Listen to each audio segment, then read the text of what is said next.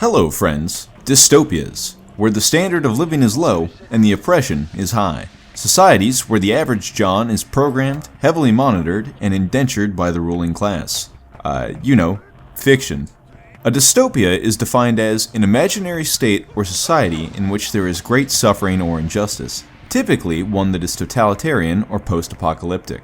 They've become something of a hyperfixation for me after reading literally 1984 by George Orwell and Brave New World by Aldous Huxley. And being the massive nerd that I am, I wanted to take a look at how they're handled in games, because thinking of fake video game worlds is far less depressing than thinking about the real one. For this video, we'll be focusing more on the totalitarian type, stories where the government, or at least the ruling class, has a guerrilla grip on the population and work to censor, sedate, or indenture its citizenry. You're not a taxpayer with rights, you're a resource for your ruler, commodified for your labor, loyalty, or money. A wage slave, if you will. Now sit back and enjoy my attempt at intellectualism. I didn't say please because I'm not asking.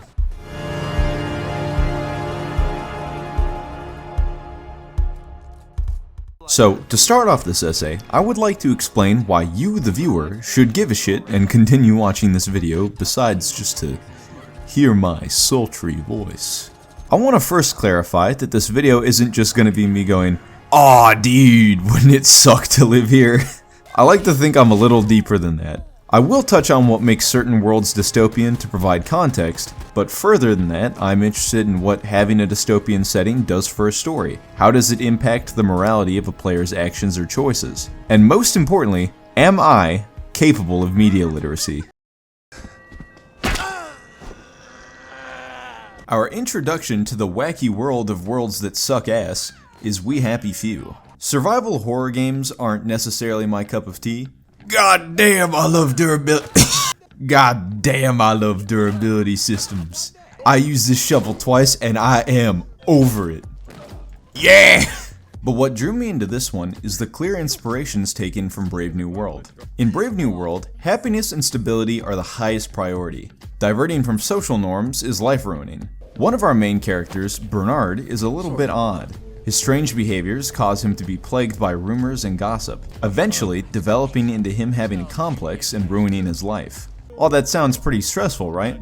Well, luckily, you have Soma. Soma is a recreational drug that citizens can take for a happy little vacation from reality, a way to deal with the pressure of all that conformity. In We Happy Few, conformity and happiness aren't just the highest priority. It's a matter of life and death. Habits that are considered rude, such as running or not being high, will be punishable by death. Not just by law enforcement, but the social contract compels all nearby citizens to deal out justice themselves. I might cut this, but I'm gonna rant for a second. I get it. I was checking out at the grocery store the other day, and as I was putting my stuff onto the conveyor belt, the lady behind me kept trying to put her shit onto it while I was only like halfway through my cart. And I had to keep pushing her shit back so I could keep loading my stuff. And, cause it's my goddamn turn in line. And she just she would just not get the message. She kept doing it. Is making it take longer and be less pleasant for both of us. I'm not saying anything should have happened to that lady, obviously. That would be very bad and also probably a TOS violation. However, if the cashier pulled out a rolling pin and got after it, I don't know if I'd help her. But yeah, conformity. Difficult for some people. Luckily, we have Joy. Joy is this world's Soma, but rather than put you in a coma, it changes your perception of the world around you. The world of We Happy Few is a decrepit, filthy cesspool. It is Britain after all. But pop a Joy, and suddenly everything's great. Fixing your country is very hard. Drugging your citizens with a pill that makes them not only ignore all the problems, but do so with a smile on their face, is not only easier, it's just better. Even if you did take on the colossal task of actually making things better, people are still gonna complain. They're gonna keep wanting more and more, and if you don't do it fast enough, or do a good enough job, they might try and replace you, and that just won't do. A citizen who's high as balls is a citizen who's content. That's why abstaining from joy will mark you as a downer. Downers will challenge the status quo, or they would if the government didn't work so thoroughly to weed them out. You play as Arthur. a man who works in the censorship department, making the facts of the past match the narrative of the present. Fun fact, that's also the role of Winston, the main character of 1984. Upon finding a picture of your long-lost brother, you choose to go off your joy and become a downer. You get caught about 2 minutes in, and after some light discipline, the game begins. The game is about sneaking and beating around London, trying to find a way to reunite with your brother. I won't spoil much about the story of the game itself, but I will say this. Joy sucks ass. For something that works so well as a plot element, it is really annoying as a game mechanic. Joy lets you blend in and move around the city relatively freely, but without Joy, you'll face a lot of obstacles. And if you're suffering from withdrawals, you'll be targeted. Joy lasts for about a minute. You can double up to have it last a little bit longer, but you can also overdose on it, during which you're pretty much useless. It also makes me want to ignore it entirely, but it is not a game where you can really get through just purely on combat.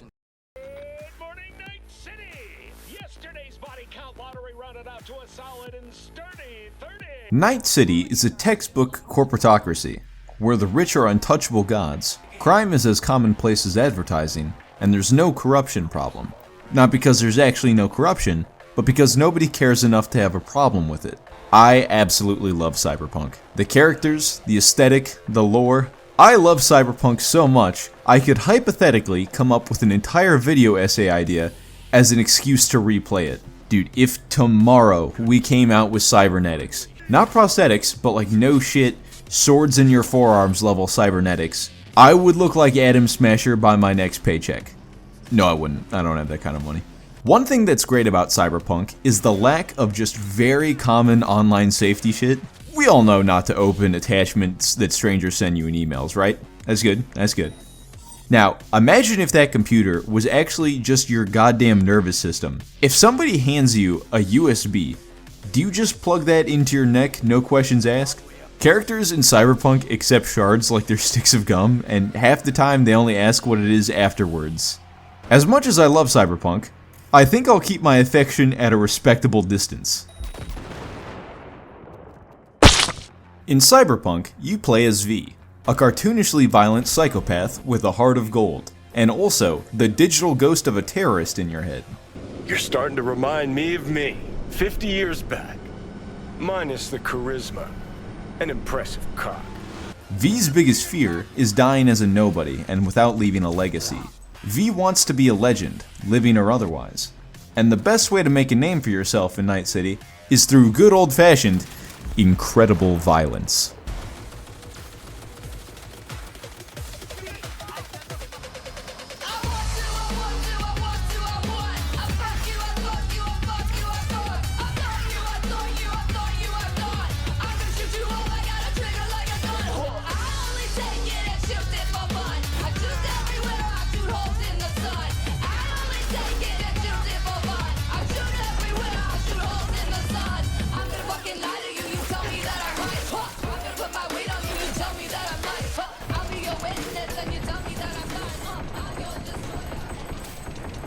The official currency of Night City might be eddies, but it's violence that has the real purchasing power. Whether you're a common street thug or one of the massive megacorps, getting what you want in Night City is a matter of just taking it. Violent crime is openly committed and committed often. Even if you don't have the stomach for it yourself, there's a massive industry of edge runners that'll kill anyone for the right cash or recognition. The police will rarely intervene, and when they do, it's mostly by hiring third-party mercs to sort things out for them. Quality may vary. This hot lead economy is responsible for a crime rate that makes Detroit look like a safe zone, as well as the rise of massive gangs. But groups like Maelstrom or the Valentinos are no match for the real gangs of Night City, Militech and Arasaka. These two megacorps are less like companies and more like occupying armies, because that's literally what they are.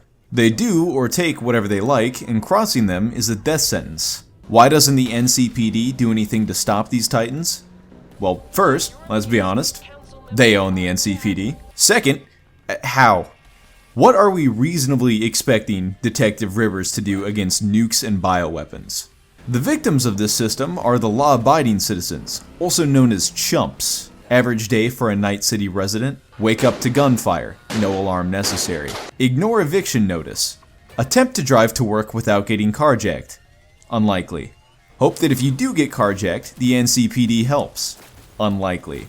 Hope that if they do intervene, you don't get caught in the crossfire. Unlikely. Work your 16-hour shift at either the organ trafficking ring or an LED factory. Minimum wage is still $7.25 an hour. Fuck you. Leave work and get eviscerated in the parking lot by a maniac who's 43% chrome. The city sure does have its charms. Residents are crammed into mega apartment structures where they and their thousands of neighbors can struggle together. The corps see you only as consumers, the gangs see you as victims, and the government couldn't care less about you even if it wanted to, because they're too busy getting mind controlled. It's really no wonder that so many people turn to crime, although not that their fate seems so much more pleasant.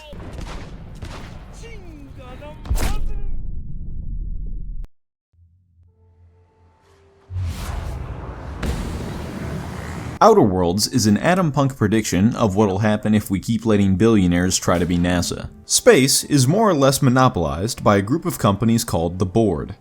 The Board recruits settlers to cultivate new planets. Once they arrive at these new planets, boom!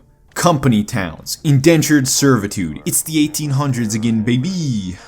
Every colonist is buried under mountains of debt that they'll have to work off. Or rather, attempt to. Everyday life is an absolute minefield of fines that'll make sure you don't pay off that pesky little debt. Life in the colonies is crushingly expensive, exhausting, and it just sucks. Even if you do secure a nice little spot for yourself, you can be reassigned on a whim, and the conglomerate is constantly doing shady shit to increase profit. Like making cans of tuna heavier so you won't notice that they put less tuna in it. As expensive as life is, dying isn't any more frugal. Dying will also incur fees, as upon death you'll have to rent, yes rent, a company-approved coffin. Early in the game, you'll have to move through a power plant that's been overrun with hostile security bots. As you read through the logs, you'll discover that the bots went postal after the company sent some techs out to modify them. This modification happened suspiciously soon after they took out a large insurance policy on said plant. I trust you to draw the correct conclusion about how much you think the companies care about the colonists. My dear fellow, you've no idea how our production has suffered. Why, the loafers working our factory lines are practically robbing us. It's even worse for us, my good man. Our workers, if one can call them that, keep losing fingers. How are we to make a bit? Wretched, isn't it? Although, the real question is how much you care about the colonists. The most important aspect of Outer Worlds is choice. The abomination you play as is untethered from the Board. How you choose to interact with the world is up to you. Will you be the savior of the oppressed, or part of the very profitable problem? Sadly, as much as I appreciate the Board and the new frontier they've opened for us, I believe Helicron and the other colonies on the rim of the galaxy... Alcyon, oh my god. Shut up. Would fall to pieces. Yeah, he carried. Or war amongst he never themselves gets that one in right. Suck my fucking dick!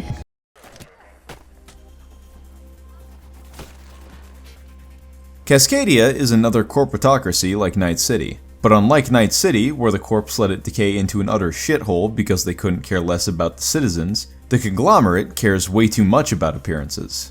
Cascadia seems so sleek and clean because of the mass gentrification. The conglomerate, specifically KrugerSec, have a stranglehold on everyday life. Citizens here are hooked into a network called the Grid, where they're constantly bombarded with propaganda, ads, and orders.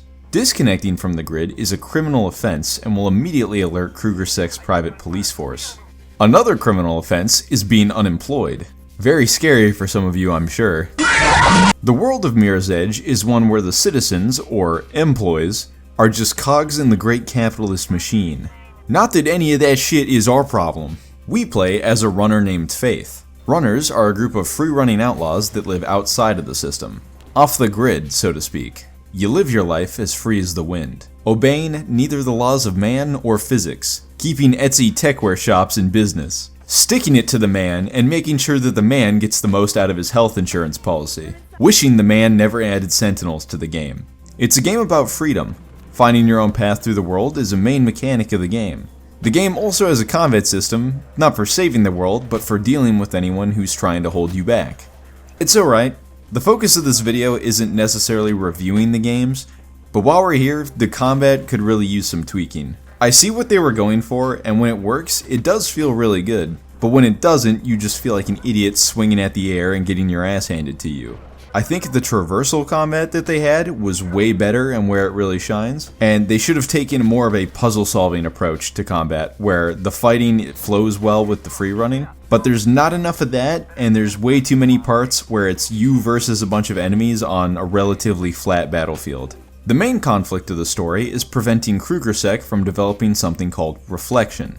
Reflection is a way for them to inject the grid directly into your nervous system so that it can't be disconnected. It'll also allow them to feed you artificial emotions, essentially mind controlling you. Sure, you'll be happy to serve your corporate overlords, but if you're just fake thoughts and emotions, are you really you? Now that's some grade A dystopian stuff right there. Almost dystopian as the fact that EA has completely forgotten about this IP. Not only have they not released an entry in about 9 years, but they also had an EA publisher sale on Steam recently where both games were at full price. Now, do you think it's more likely that EA couldn't bear to see this game from 2009 be sold for a single cent below $20? Or that they just forgot about it so that they didn't put it on sale? The game is worth $20, by the way, I'm just saying. Fuck the runner vision. Oh no! Oh shit.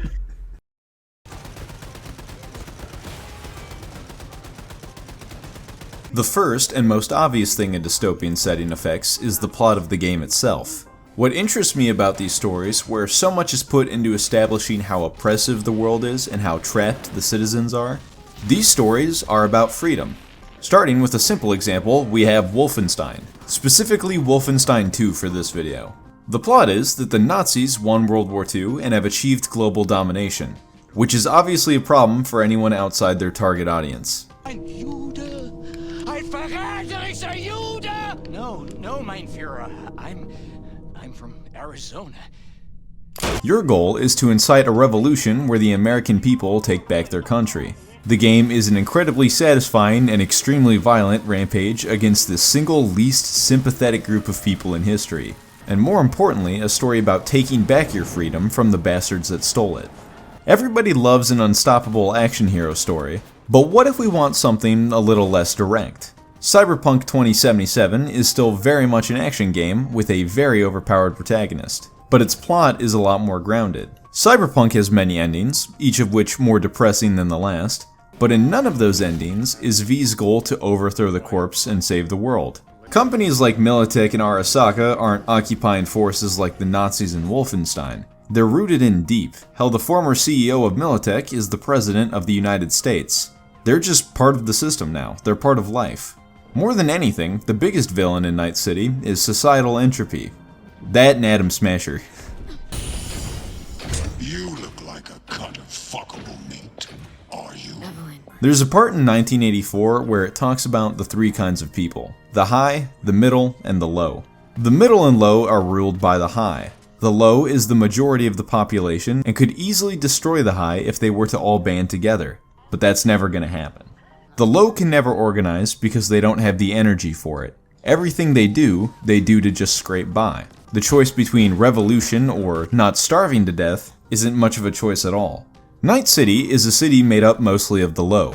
Residents have no weapons against corruption of the city. They're fighting just to make ends meet. The role of the middle is to try and rise up and replace the high, and the role of the high is to try and remain on top. While they both have it much better than the low, in a way they're still slaves to the system, constantly looking to backstab or avoid being backstabbed themselves.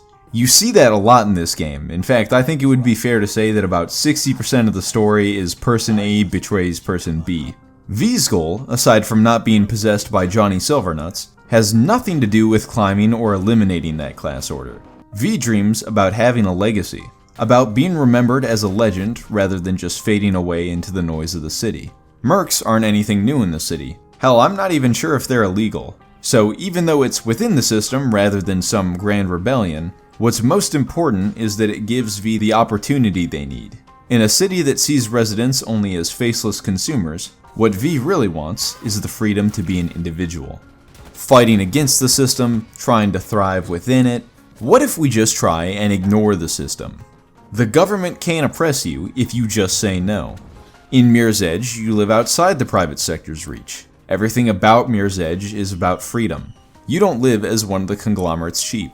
You live free, running on the rooftops, smacking the piss out of law enforcement, committing a minimum of 30 counts of espionage daily, and the only people you answer to are shady crime bosses who you owe money. The theme of the story and the gameplay is that you aren't confined to the normal path. You make your own way through the world. You know, they call it free running for a reason.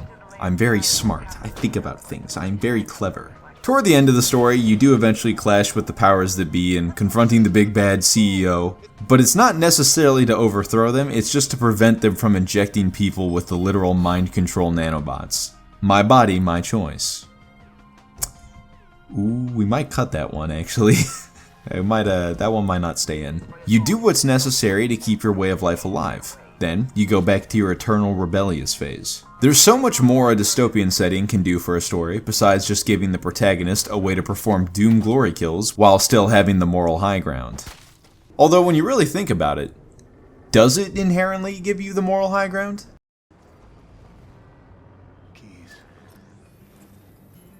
Hello friends. Another thing that interested me about dystopian settings is how the world frames the actions of the player, how the ends justify the means, how the context gives a new depth to your horrific, deplorable choices. The first thing I want to look at is how the main character justifies violence. Violence. Violence is never the answer. It's the tool. During this next section, I may say some things that sound a little intense.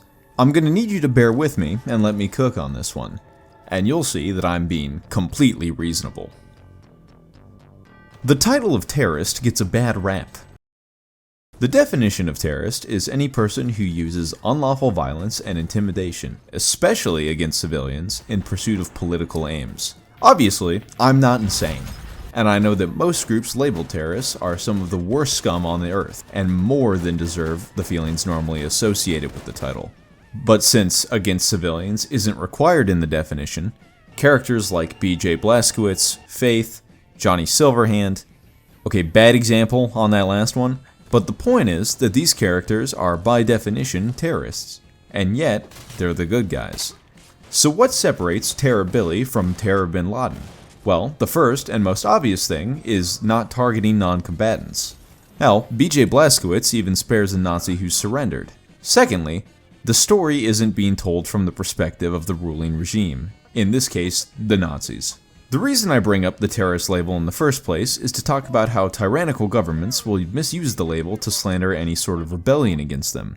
Even though it is technically the correct term because overthrowing the government is a crime, when that government is the literal Nazi party, something being illegal doesn't necessarily mean that it's wrong.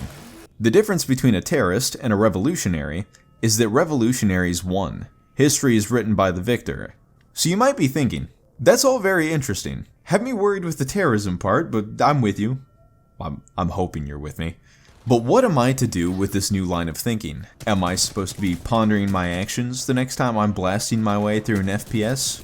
In short, For most genres, this will add some depth to the story, and hopefully help you immerse yourself. But it won't really have much bearing on gameplay. Games like Wolfenstein don't exactly have a pacifist route you can choose. Where this rhetoric really shines is when you're given a choice.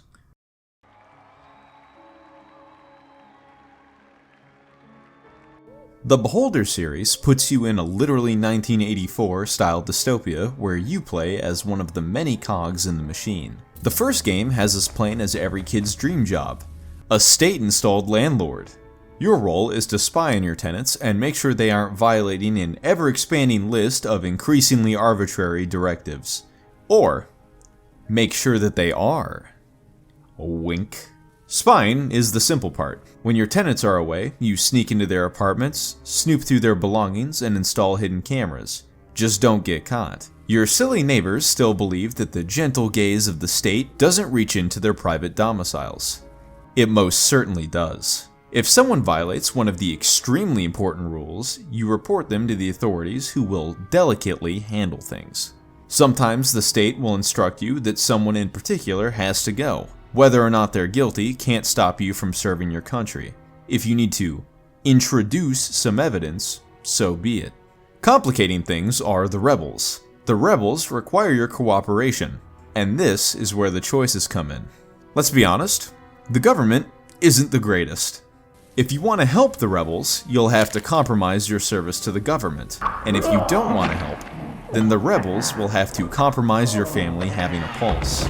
Speaking of your family, what an absolute headache in their own right. Wee, I want a radio. I want to go to college. I have a degenerative lung disease that can't be cured with legal medicine. Wee. If you want to keep your family alive, you're going to need to be ready to have 10K on you at any given time, which is a shitload of money for this game. But be careful how you get it, because if something happens to you, your family doesn't stand a chance. The choices you make almost always cause someone harm. The lives of everyone in your building are in your hands, and who you sacrifice, who you report, and who you help is all up to you. And frankly, you're probably not going to be very good at it. The second game is a lot simpler. You play as a bad person. After your father died of a mysterious date with gravity, you infiltrate the ministry he worked in looking for answers. But the secrets of this building aren't to be found working at your desk like a good noodle. To get answers, you're going to need to get promoted, and the best way to do that is to be the last man standing. To eliminate your coworkers, you'll need to befriend them. Get them to open up about the most vulnerable parts of their lives, and then use those things against them. That or just take the lazy route of planting contraband and then snitching.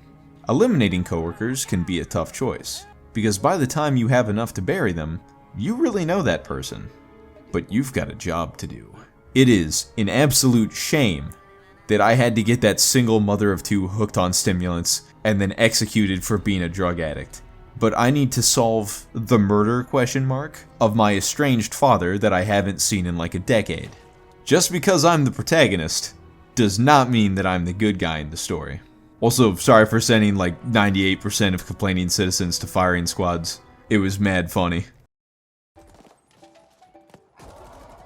Hello friends. I hope you enjoyed this short video that took me a normal amount of time to finish. This is probably the most experimental video I've written. Hopefully all that made sense and I wasn't punching too high above my writing class. I've got some other big ideas saved up, but I'm probably going to do some lighter, normal game reviews first. I've got some very good ones lined up, so stay tuned. If you made it this far into the video and you aren't subscribed yet, why don't you take the first step of confronting those commitment issues of yours and fix that? If you can't get enough of me talking about nerd shit, I have a small Discord, a Twitter, and a Blue Sky if you're a homosexual. I'm pretty easy to get a hold of, so feel free to follow me there, especially if you play Union Arena. Now if you'll excuse me, I'm gonna go do literally anything else but writing and editing for the rest of the day. Have a good one.